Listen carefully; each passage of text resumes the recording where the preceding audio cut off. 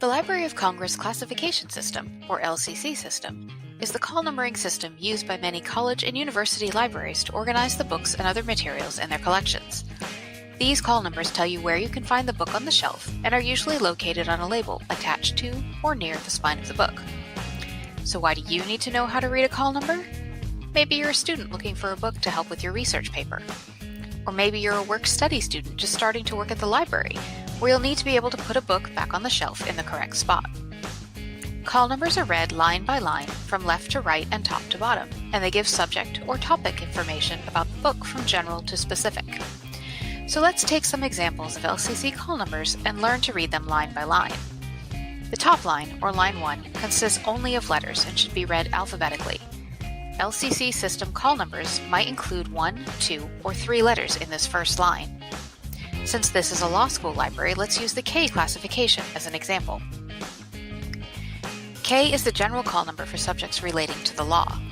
KF is more specific and is for United States law, and KFN narrows the subject down even further and is where books on the law for some of the states in the United States would be found.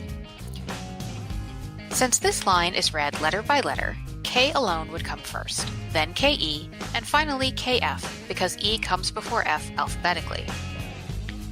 When we take this a step further, books with the subclass KFN would fall between KF and KG, because again, this line is read in simple alphabetical order, and therefore the F in the second spot of KFN comes before the G in the second spot of KG. Line 2 is read in numerical order and is read as a whole number. This number refers to the individual topics within the wider subject heading. For example, KF 261 is for books on United States legal education, and KF 801 is for books on United States contract law. So KF 261 would come before KF 801, and so on. Sometimes the whole number in line 2 is followed by a decimal point. When the whole number is the same, we use the numbers after the decimal point to make sure the books are shelved in the correct order. The numbers after the decimal point are not read as a whole number, however. They are read digit by digit. So remember, we aren't reading these numbers after the decimal as whole numbers. So 250.25 is not 25, but 25.